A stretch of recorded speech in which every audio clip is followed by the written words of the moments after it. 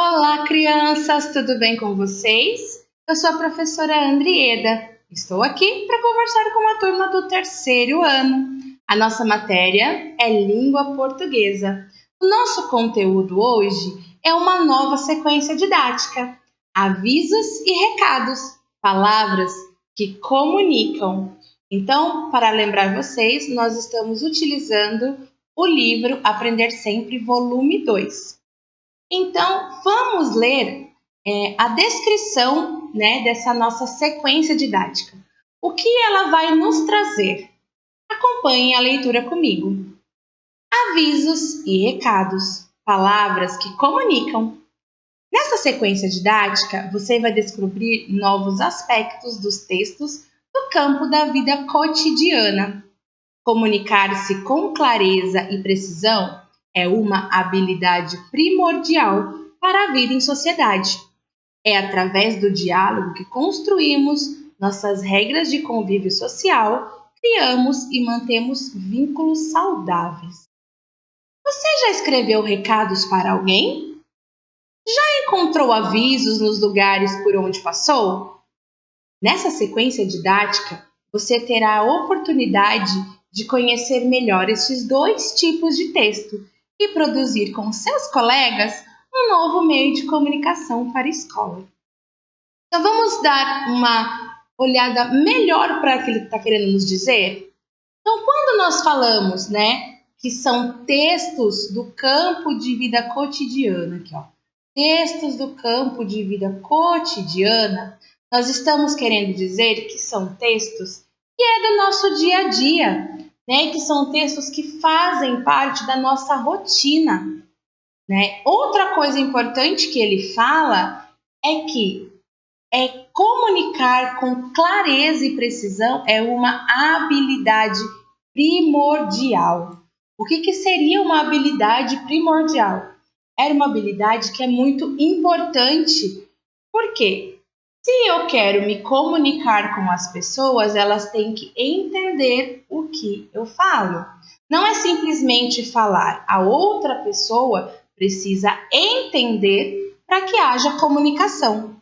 Por isso que é tão importante que a gente se comunique de maneira clara, e precisa.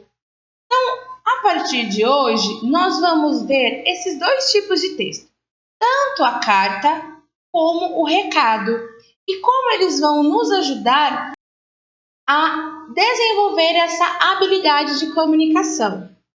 Então, na nossa aula 1, o que será que nós vamos aprender? Carta ou recado?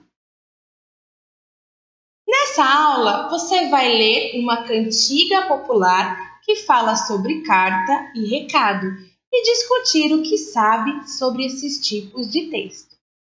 Bom, vocês podem acompanhar comigo a leitura dessa cantiga, Papagaio Louro. Vamos lá?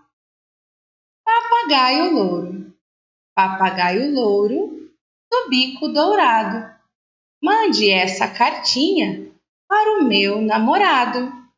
Se estiver dormindo, bata na porta. Se estiver acordado, deixa recado.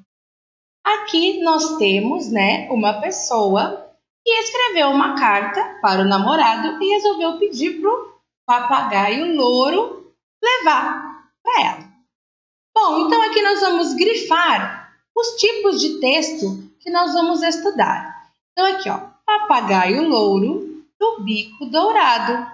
Mande essa cartinha, Quando geralmente eu falo cartinha, eu estou colocando mais sentimentos, é uma coisa mais sentimental, Para o meu namorado. Se estiver dormindo, bata na porta. Se estiver acordado, deixa recado. Então aqui nós temos a carta e o recado. Mas afinal de contas, qual é a diferença da carta para o recado? Então agora nós vamos relembrar, e quem ainda não sabe, nós vamos aprender as diferenças que nós temos entre as cartas e os recados. Vamos começar pelas cartas. Uma das principais características das cartas é que elas são enviadas pelo correio. Mas, professora, todas as cartas precisam ser enviadas pelos correios? Não. Tem carta que eu posso entregar na mão da pessoa, né? Mas uma das características principais da carta é que eu posso ir lá no correio e enviar para outra cidade, para outro estado, para outro país, ou até mesmo dentro da própria cidade, tá? Outra coisa que é importante a gente lembrar e aprender sobre a carta é que o assunto é de escolha livre. Então, se eu vou escrever uma carta para um amigo meu que mora em outra cidade, eu escolho sobre o que eu quero falar com ele, né? Eu escolho sobre o que eu quero conversar. Então, essa carta eu posso contar alguma coisa muito legal que aconteceu na minha vida. Eu posso contar também coisas não muito legais, coisas tristes. Eu posso contar da minha vida cotidiana. Então, eu escolho o assunto para conversar com aquela pessoa. Quando eu escrevo uma carta, é como se eu realmente estivesse conversando com a outra pessoa. E por conta disso, as cartas elas tendem a ser mais longas, né? Porque já que eu vou contar alguma coisa, já que eu quero saber algo de alguém, então eu preciso detalhar mais sobre isso. E o fato de eu escrever detalhando deixa maior. Então as cartas elas são mais longas, tá certo? Os recados, o que acontece com os recados? Bom, os recados eles podem ser escritos ou transmitidos de forma oral. Nós já conversamos muito sobre textos de tradição oral, né? Como nós vimos nas cantigas, nas parlendas, nas quadrinhas. Então, são textos que são passados de geração para geração, apenas com a fala. Então, eu sei, né, e eu ensino para outra pessoa, sem precisar escrever. No caso dos recados, essa forma oral, ela não vai ficar passando de geração para geração, porque é um recado que vai de uma pessoa para outra. Mas eu posso simplesmente comunicar uma pessoa, eu posso simplesmente falar com ela, dar esse recado. Como eu também posso escrever o recado e deixar em algum lugar, ou entregar para a pessoa, ou ainda pedir para outra pessoa entregar. Então, o recado ele tem essas duas formas. Já a carta não dá para ser de forma oral, porque imagina, você pedir para alguém e contar tudo para outra pessoa, não tem como, não é mesmo? Os recados, eles avisam ou comunicam ou até mesmo convidam. Por exemplo, se eu quero avisar o terceiro ano que amanhã vai ter aula de artes e precisa trazer material. Então, eu posso só avisar, terceiro ano, se lembre que amanhã nós temos aula de artes e vocês precisam trazer jornal. É um recado com um aviso, já estou avisando da aula. Podem comunicar. Pode ser comunicado, por exemplo, um dia que não vai ter aula. Então, olha, pessoal, no dia 15 de novembro não vai ter aula. É só um exemplo, tá, pessoal? Então, eu comuniquei que não vai ter aula. Então, olha, é um recado, é rápido. Os recados têm essa característica, eles são curtos. Por quê?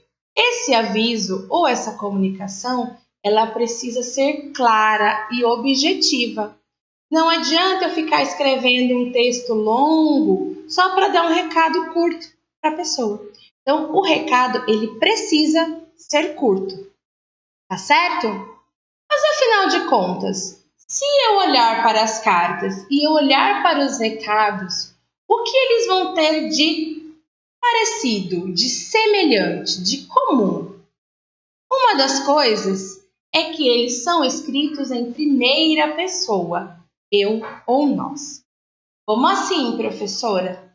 Sempre que eu escrevo para alguém, eu me coloco como escriba. Então, eu estou falando, eu estou bem, eu gostaria de saber se você está bem. Ou também eu posso escrever em nome de várias pessoas, e daí eu uso nós. Nós estamos muito felizes, e assim a gente vai escrevendo. Então, sempre as cartas e os recados, eles vão ser escritos em primeira pessoa, ou do singular, que é eu, ou do plural, que é nós. Eles possuem remetente e destinatário. Aqui vale a gente relembrar o que é remetente e o que é destinatário. Remetente é a pessoa que está escrevendo. Então, se eu estou escrevendo um recado para a turma do terceiro ano, então eu sou a remetente.